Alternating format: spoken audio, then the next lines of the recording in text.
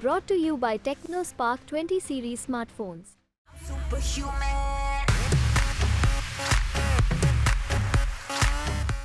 तो इसका मतलब हमारे मरने जीने से किसी को फर्क नहीं पड़ता।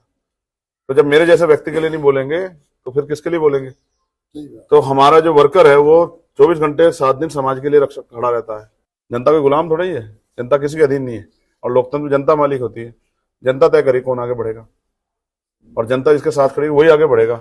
और जो आगे बढ़ेगा वो उस पर ताकत आएगी तो उस लोगों की सेवा भी करेगा उनकी। और गिरीश जी यहाँ चले क्यों नहीं दिए उनके पार्टनर टिकट? क्योंकि वो जनता के बीच गए नहीं, और जनता कह रही अच्छा आ जाओ, ढूंढ रही है जनता उनको।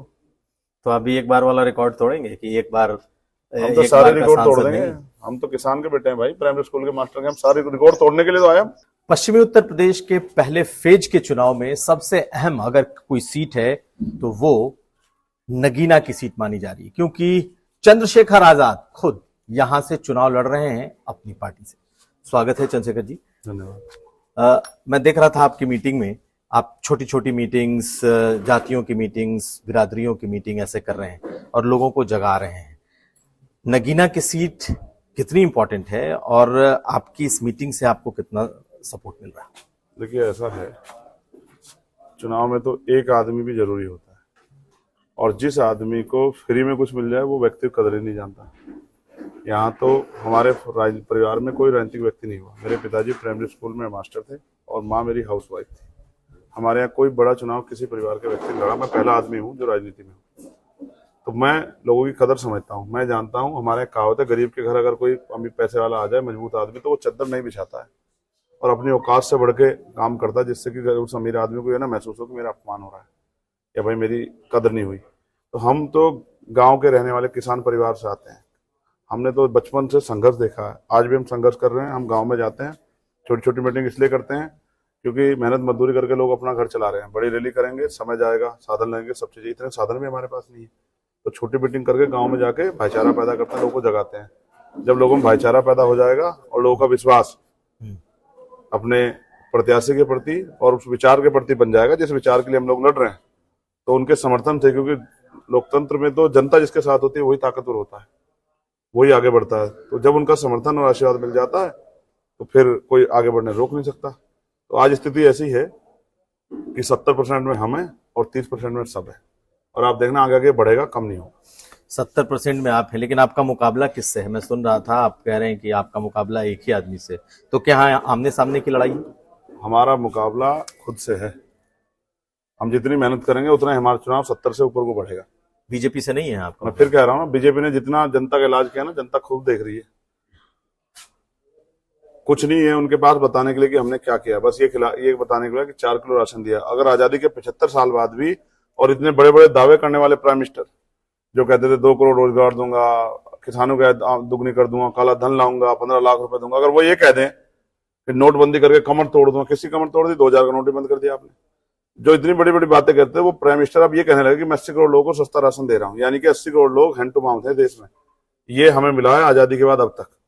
तो इसलिए मैं आपसे कह रहा हूं, उनके जनता वोट उनके पास कभी था ही नहीं। वो तो धार्मिक आधार पर बंटवारा करके वोट लेते हैं। अब लोग समझदार हो गए, उनको 10 साल मौका दे दिया। अब लोगों ने देख लिया भाई ये तो कुछ करते ही नहीं, सिर्फ चुनाव के समय आके धार्मिक बातें करते हैं, धर्म की बात करते हैं। वो ऐसा समझते हैं जैसे धर्म के ठेकेदार वही हो और धर्म को वही लेके आया हूं, इससे पहले धर्म था ही नहीं। ठीक है, इसलिए मैं आपसे कह रहा हूं, जनता समझदार होगी, उनके पास कुछ है ही नहीं। लेकिन आप तो अकेले हैं, आप किसी पार्टी के साथ नहीं हैं, आप किसी दल के साथ नहीं हैं, तो अकेला चंद्रशेखर आजाद एक सीट लड़ रहा है, तो एक सीट लड़ के आप बीजेपी को कैसे चुनौती दे रहे हैं? एक सीट तो ठीक है, लेकिन आप बीजेपी को कैसे चुनौती दे रहे हैं? जहां हम लड़ रहे हैं वहीं चुनौती दे रहे हैं। और अकेले तो बाबा साहब अम्बेडकर भी थे। बताओ, इतने करोड़ों लोगों की जिंदगी में बदलाव किया नहीं किया? बाबा साहब अम्बेडकर अकेले थे कॉन्स्टिट्यूशन असेंबली में। वोट के लिए भी लोग तैयार नहीं थे कि सबको वोट का अधिकार मिल जाए, तो भी बाबा साहब ने अपने ज्ञान, अपनी बुद्धि के दम पे, विचार की शक्ति से और लोगों को तर्क के आधार पे लोगों को सहमत किया कि भाई जिनकी इतनी संख्या वाली उनकी इतनी हिस्सेदारी होनी चाहिए। बाबा साहब अम्बेडकर थे तो सबको पढ़ने का, आगे बढ़ने का, रोजगार करने का। आज पाल प्रजापति, सैनी, कश्यप, मौर्य, साक्यबिन, केवट मल्ला, विश्वकर्मा, सेन, राजभर, इनके बच्चों को अगर कुर्सी बैठने का अधिकार मिला है तो संविधान की वजह से मिला है। और अगर ये संविधान नहीं हुआ, जैसे भाजपा के लोग नेता कह रहे हैं, राजस्थान वाले बोले और वो हेंगड़े साहब भी बोले कि भाई हम संविधान बदल देंगे, तो इसका मतलब वो संविधान नहीं, लोगों पे जो अधिकार है उनको बदलना चाहते हैं। नहीं, लेकिन आपने जितनी जातियों के नाम ले लिए पश्चिमी उत्तर प्रदेश से लेकर देख लें तो सब बीजेपी के साथ खड़ी हैं। जबरदस्ती खड़ी करवा रहे हो आप। मैं नहीं खड़ा करवा रहा, कौन डेटा खड़ा कहता खड़ी है। है? आप ये देखो, ये पूरा पाल प्रजापति सैनी समाज है। आप बताओ कहाँ खड़ा है ये? और ये पढ़े लिखे लोग हैं जो बेचारा सुबह मेहनत मजदूरी कर, जैसे हमारी जिंदगी बना दी है ना कि हम मेहनत मजदूरी करेंगे और शाम में आके थका के घर पड़ के सो जाएंगे। हमें पता ही नहीं देश दुनिया में क्या चल रहा है। ये क्यों नहीं बताते कितना कर्ज है हमारे ऊपर, देश के ऊपर? ये क्यों नहीं बताते कि सारी सरकारी डिपार्टमेंट बेच बेच के अडानी अंबानी को सौंप दिए? आने वाले कल में कोई सरकारी नौकरी बचेगी नहीं।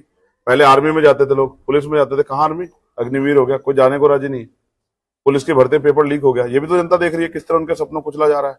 माँ बाप एक एक पैसा लगा के बच्चे को पढ़ा रहे हैं और फिर बच्चे जो है नाकाम होकर घर घूम रहे हैं। तो चलिए, लोगों के दिल में तकलीफ है।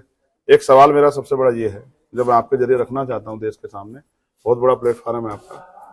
नेता हमसे बहुत अच्छे अच्छे वादे करते हैं और कहते हैं हम जनता के लिए बहुत सुख सुविधा के अवसर कर रहे हैं, हम बड़े हॉस्पिटल बना रहे हैं, हम बड़े कॉलेज यूनिवर्सिटियां बना रहे हैं। फिर अपने बच्चों को विदेश पर क्यों पढ़ने भेजते हैं? अपने बच्चों को उन स्कूलों में क्यों नहीं पढ़ाते? क्या तो वो वहां पढ़ाई अच्छी नहीं हो रही है, या फिर आप झूठ बोल रहे हैं? आप बड़े बड़े हॉस्पिटल बनाते, अपना इलाज कराते प्राइवेट में और गरीबों को कहते सरकारी अस्पताल में जाओ। तो वहां अगर सुविधाएं होती तो अपना भी कराते ना। तो ये जो चोर बाजार चल रही है ना, हम टैक्स देते हैं सब लोग और हमारे टैक्स का पैसा अमीरों के काम नहीं आएगा, गरीबों के काम आएगा। इस बात की तैयारी हम लोगों ने यहाँ नगीना लोकसभा में कर ली है। हमारे टैक्स का पैसा हमारे ऊपर लगेगा। यहाँ बाढ़ की समस्या है, खो की समस्या, किसानों की फसल को बर्बाद हो जाती है पूरी बाढ़ आने पे। यहाँ मील का पैसा समय पर भुगतान नहीं होता। यहाँ बेरोजगारी की बहुत मार है। यहाँ अच्छी सड़क, बिजली, पानी की बहुत समस्या है। यहाँ कोई अच्छा हॉस्पिटल नहीं है कि आदमी हायर सेंटर के लिए तत्काल जाके अपने लोगों की जान बचा दे। ये क्षेत्र जैसे इसको तराई बोलते, तराई से भी ज्यादा तराई में, ये गड्ढे में, इनकी तरफ को देखना नहीं चाहता। यूपी वाले इसलिए देखते बॉर्डर पे है और उत्तराखंड वालों के भी बॉर्डर पे है। तो ये बॉर्डर होने की वजह से ये गड्ढे में पड़ा है। यहाँ पढ़े लिखे नौजवान बेरोजगार घूमने को सुनने वाला नहीं। लेकिन जिस जगह से आप चुनाव लड़ रहे हैं, इस जगह से मायावती की भी शुरुआत है। आज बीएसपी अपने जो उत्तराधिकारी हैं उनको, आकाश आनंद को, आज यहाँ से चुनाव मैदान में उतार रही है। आपको लगता है बसपा कोई चैलेंज नहीं है आपके लिए? देखो, पहली बात तो वो मायावती नहीं, मायावती जी है। वो हमारी सर्वमान्य नेता है, बड़ी नेता है और उनका सम्मान करना मेरा आपका, उम्र में भी बड़ी है, बहुत जिम्मेदारी बनती है। नहीं, ठीक है, मायावती जी ही बोलता हूँ। हाँ, नहीं, आपने मायावती बोला इसलिए मुझे बुरा लगा। मैं आपसे बहुत जिम्मेदारी से कह रहा हूँ, उन्होंने मुझे आशीर्वाद दिया है। तो ये प्रत्यक्ष अप्रत्यक्ष है, आप इसको नहीं समझ पाओगे। उन्होंने प्रत्याशी कहाँ से बुला के भेजा? उन्होंने यहाँ का प्रत्याशी भी लड़ा है कि जिससे कुछ वोटों का नुकसान चंद्रशेखर को ना हो। उन्होंने बाहर का प्रत्याशी लड़ा, वो इतना बेचारा फील्ड में जाएगा, इतना तो चुनाव ही खत्म हो जाएगा। और अगर आकाश मेरे छोटे भाई आज आ भी रहे हैं तो आप देखना, वो इसलिए आ रहे हैं कि जब वो चुनाव लड़ा रहे हैं तो उनको आना है। तो लोग ये ना सोचे कि भाई चंद्रशेखर की सीधी मदद कर रहे हैं। तो वो आएंगे और बात कह के चले जाएंगे। और मैं आपको कह रहा हूँ, पूरा संगठन हमें चुनाव लड़ा रहा है और वो भी जानते हैं कि भाई समाज भी देख रहा है कि पहले हमने एक नेता बना दिया, एक नेता तैयार है, दूसरे को बना दो। ये भी अपने पैरों पर खड़ा होगा तो हमारी बात और मजबूत हो जाएगी। एक से भले 2 होते हैं और 11 होते हैं। अभी बहन जी है और दूसरा चंद्रशेखर भी खड़ा होगा भतीजे के रूप में, तो 2 हो जाएंगे। तो ये हमारी सारी लड़ाई को आसान कर देंगे। तो आप ये कह रहे हैं कि बहन जी आपको परोक्ष तौर से आपको मदद कर रही हैं, आपको उन्होंने खड़ा किया है, आप उनके कैंडिडेट। प्रत्याशी भी इतने दिन बाद उन्होंने घोषित किया जब आधा चुनाव खत्म हो गया था। तो वो, मैं फिर कह रहा हूं ना, जल और कुल की सबको आती है, उनको भी आ रही है कि भाई 11 साल से वो हमारा बेटा लड़ रहा है। उतनी मुसीबत है उसके सामने, जितनी उम्र नहीं उससे ज्यादा मुकदमे, 39-40 मुकदमे सरकार ने उसके ऊपर लगा दिए। उसके ऊपर गोली भी चल गई। तो वो भी आप समझो ना, कुछ चीजें ऐसी होती है जो ना कहने की होती है। अब आपको क्या पता कि हमें कितने परिवार में कितना प्यार होता है। परिवार में प्यार है, उनका आशीर्वाद हमेशा से मेरे साथ रहा और अब भी उनका आशीर्वाद मेरे साथ है। वो भी चाहती कि बाबा साहब अम्बेडकर, माननीय काशीराम साहब की बहुजन समाज की विचारधारा आगे बढ़े, वो भी इसको जिंदा रखना चाहती है। लेकिन एक बात और है कि आप पूरी तरीके से अकेले चुनाव में आए, किसी गठबंधन के साथ नहीं आए। अखिलेश यादव से चर्चा चलती रही कि शायद आप अखिलेश यादव के साथ आएंगे, लेकिन उन्होंने भी आपकी सीट पर अपना कैंडिडेट उतार दिया। देखिए, आपने कहा कि मैं अकेले आया, मैं अकेले नहीं आया था। मैंने इंडिया अलायंस के सारे नेताओं से बात की, सारी पार्टियों से। शरद पवार साहब से बात की, मैंने कांग्रेस के लोगों से बात की, मैंने अखिलेश जी से बात की, जैन जी से बात की। जैन जी तो उसमें है नहीं, मैंने सबसे बात की। मैंने उनसे कहा कि भाई हम एक सीट पे चुनाव लड़ेंगे, बाकी पे आपकी मदद करेंगे। इसलिए मदद करेंगे कि भाजपा भी रुक जाए और दूसरा इसमें, जबकि हमारा बहुत बड़ा नुकसान हुआ, हमारा बना बनाया संगठन उनको मजबूरी में अलग अलग जगह वोट करना पड़ रहा है। तो दूसरा सबसे बड़ा नुकसान ये हुआ कि 542 सीटों पे जिन जिन स्टेटों में हमारा संगठन है, अब वो हमसे सवाल कर रहे हैं कि हमें क्या करना चाहिए। तो मैंने इन सब से बात की कि भाई हमारी मदद कराओ, और हम इसलिए चाहते थे मदद, भाजपा आ रहे, पहली बात। दूसरा, मेरे जैसे व्यक्ति पे गोली चली जो इतने लोगों का नेतृत्व कर रहा, किसी ने किसी एक सदन में आवाज नहीं उठी, ना पार्लियामेंट में, ना असेंबली में, ना राज्यसभा में, ना विधान परिषद में। तो इसका मतलब हमारे मरने जीने से किसी को फर्क नहीं पड़ता। तो जब मेरे जैसे व्यक्ति के लिए नहीं बोलेंगे तो फिर किसके लिए बोलेंगे? तो हमारा जो वर्कर है वो 24 घंटे 7 दिन समाज के लिए रक्षक खड़ा रहता है, उनकी हक की लड़ाई लड़ता है। उन पर जब लाठियां चलते हैं मुकदमे, कोई बोलता ही नहीं है। तो जब मेरे लिए नहीं बोल रहे, हमारे कार्यकर्ता के लिए कोई क्या बोल जाएगा? इसलिए वो चाहते थे कि हमारा आंदोलन खड़ा हो। और आपने बीच में सवाल किया था कि चुनौती कैसी? ये चुनौती यहाँ से शुरुआत हो रही है, ये शुरुआत यहाँ से होगी और बहुत दूर तक जाएगी, आप देखना। नहीं, मेरा सवाल ये भी है कि आप अपनी लड़ाई तो लड़ रहे हैं जी, लेकिन अखिलेश यादव ने आपके खिलाफ कैंडिडेट उतारा।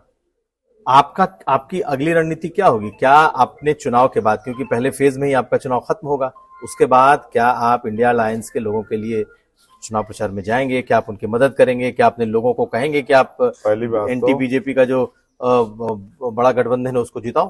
पहली बात तो मैं अपनी लड़ाई नहीं लड़ रहा हूँ, मैं अपनी समाज की लड़ाई लड़ रहा हूँ। मेरी कोई व्यक्तिगत लड़ाई होती तो मैं अगर सुख सुविधा की राजनीति चाहता तो बहुत सारे अवसर मेरे पास थे।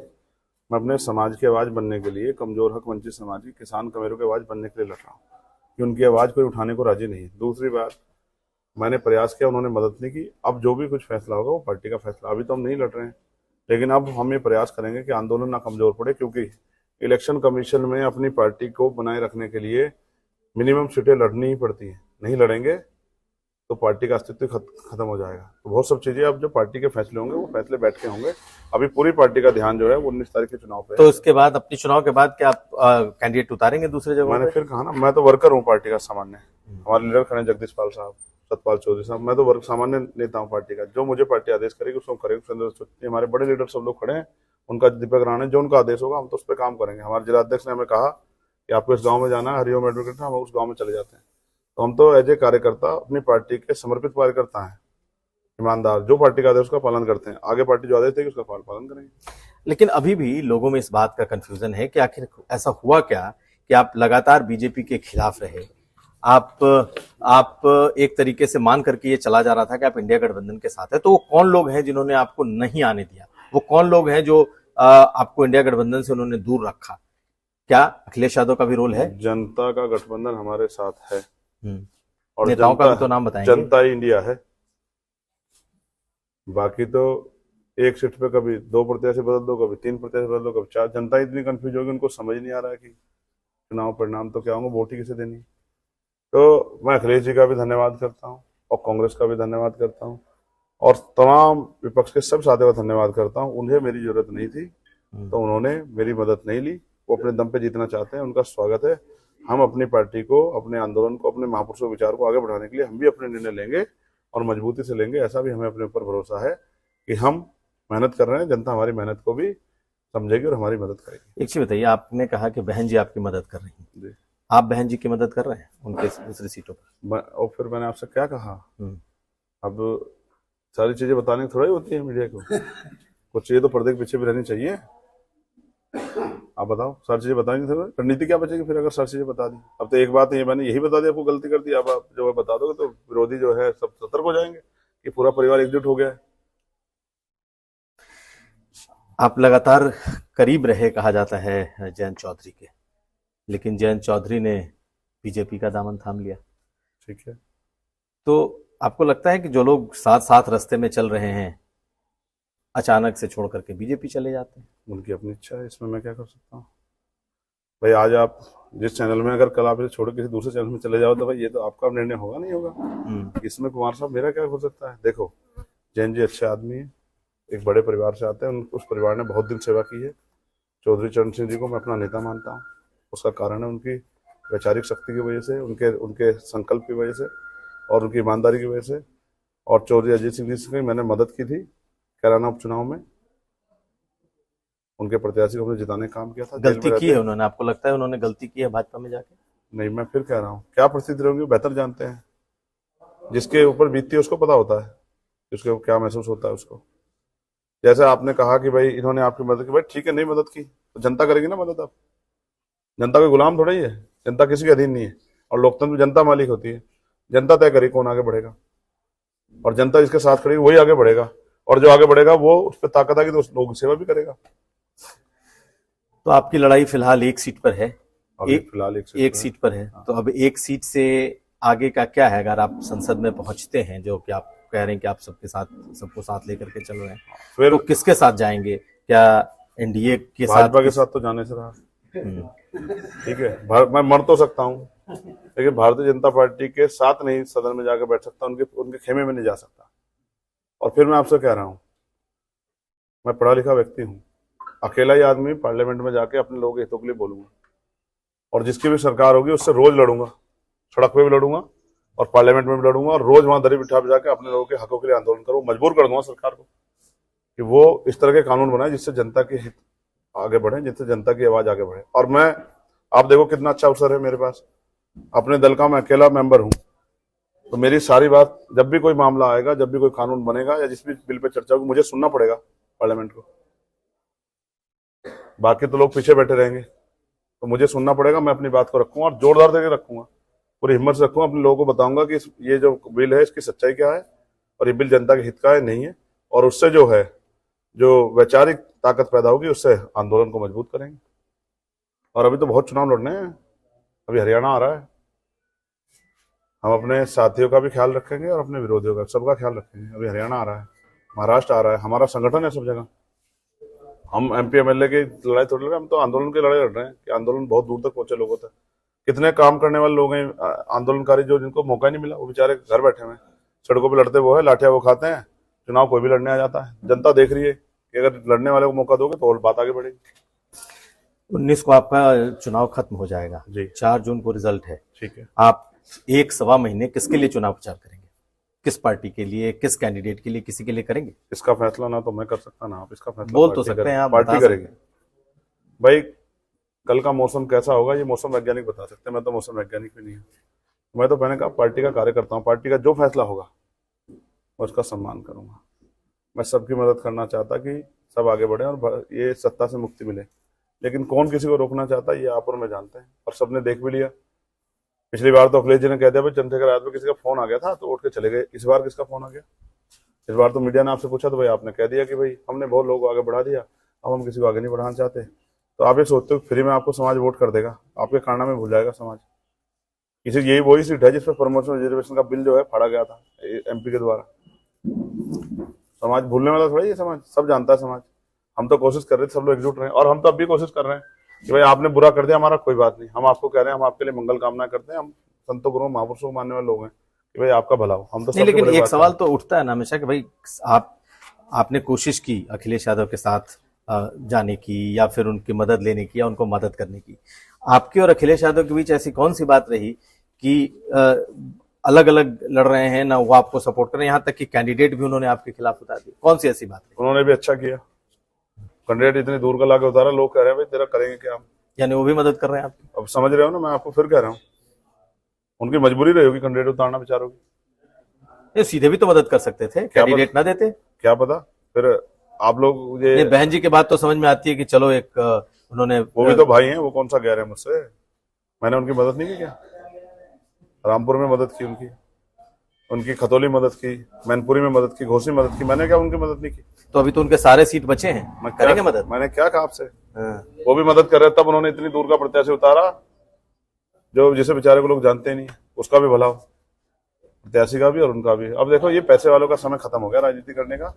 बीजेपी किसी पैसे वाले को राजनीति नहीं करने दे रही है। जिस पर उद्योग है, जिस पर व्यापार है, जिस पर पैसा, बीजेपी उसको छापा लगा के अंदर भेज दे रही है, और बहुत बढ़िया वॉशिंग मशीन है उनके पास। आप देखो chief minister, sitting chief minister भेज दिया उन्होंने जेल। तो सबकी समझ में आ गया कि राजनीति कौन कर रहा है। जनता भी जानती है कि वही कर सकता है, इसमें खोने कुछ ना हो। तो ना तो सीबीआई इनकम टैक्स कुछ बिगाड़ सकती है, ना झूठे मुकदमे जेल। सबसे लड़ेंगे, लेकिन देश बचाने के लिए लड़ेंगे। और ये कोई अलायंस देश बचाने के लिए लड़ रहा है, ये अपनी पार्टी को बचाने के लिए लड़ रहे हैं। अगर ये बचाने के लिए लड़ रहे हो तो सबको साथ लेके चलते। जिस तरह से सबको अलग हटा रहे हैं, ये इनको जो है ना, जनता इनको बताएगी समय आने पे कि जनता समझदार है। चलिए अब आखिरी सवाल है आपसे और मुझसे गांव में प्रधानी का चुनाव होता है, जितने प्रत्याशी, जनता सबको कहती है कि आपके साथ है, आपके साथ है, आपके साथ है। और जब चुनाव आता पता लगता घर के वोट नहीं मिले प्रत्याशी को। और यही हाल होंगे आप यहाँ देख लेना। ये गांव देहात है, यहाँ दूध का जला हुआ छाछ भी फूक फूक के पीता है। 3 मेंबर ऑफ पार्लियामेंट बना दे अलग अलग पार्टियों के, कभी एक पार्टी का दूसरा नहीं बना। पहला समाजवादी का, फिर भाजपा का, और तीसरा बसपा आरएलडी समाजवादी अलायंस का। तो तीनों को आजमा के देख लिया। आप गांव में जाते कहते वो देखो तीनों ही नहीं मिलते बेचारे, तीनों लड़ी नहीं इस बार। यशवीर सिंह नहीं लड़ रहे हैं, यशवंत सिंह नहीं लड़ रहे हैं उनकी, और गिरीश जी यहाँ चले गए। क्यों नहीं दिए उनके पार्टी ने टिकट? क्योंकि वो जनता के बीच गए नहीं, और जनता कह रही अच्छा आ जाओ, ढूंढ रही है जनता उनको। तो अभी एक बार वाला रिकॉर्ड तोड़ेंगे कि एक बार? हम तो सारे रिकॉर्ड तोड़ देंगे। हम तो किसान के बेटे हैं भाई, प्राइमरी स्कूल के मास्टर के। हम सारे रिकॉर्ड तोड़ने के लिए तो आए।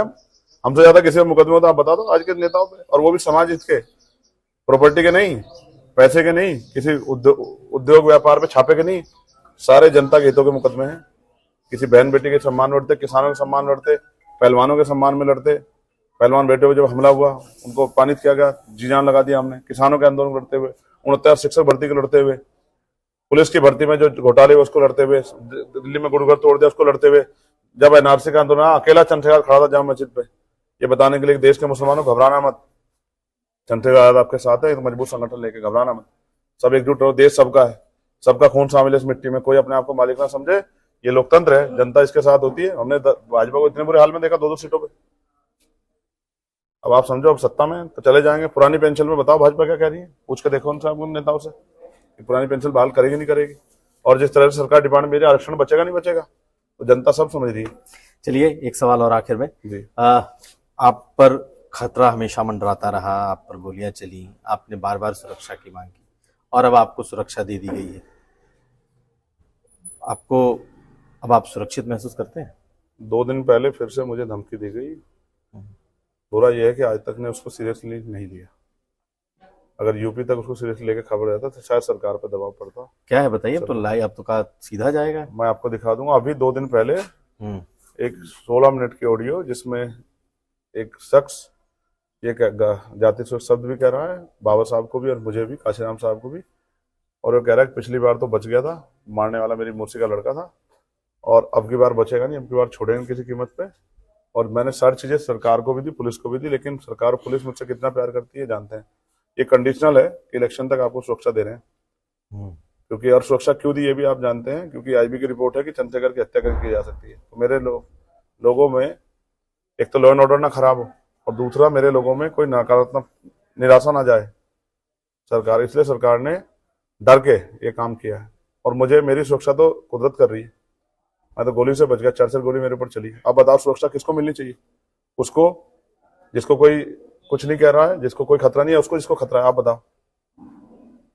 नहीं ठीक है, जिसको खतरा है उसको मिलनी चाहिए। गोली किसके ऊपर चली? तो विपक्ष तो खुश होना चाहिए कि एक काम करने वाले मेहनती आदमी को, लोग आवाज उठाने वाले को सुरक्षा मिली, इस पर तो लोगों को खुश होना चाहिए था। लेकिन कुछ लोगों को तो इस पर तकलीफ हुई, वो तो मेरे मरने का इंतजार कर रहे हैं, लेकिन उनको बहुत इंतजार करना पड़ेगा। अभी नहीं मरने वाला मैं। अभी तो मुझे अपने लोगों के आंसू पूछने हैं, गरीबों के घरों पे जिनके टूटे मकान है उनके पक्के मकान बनवाने हैं, उन बच्चों को भाइयों को रोजगार देना है। आपको चुनाव तक के लिए सुरक्षा दे रखा है, कंडीशनल है, लेटर आया मेरे पास, और मैंने मना कर दिया था कि चाहिए नहीं।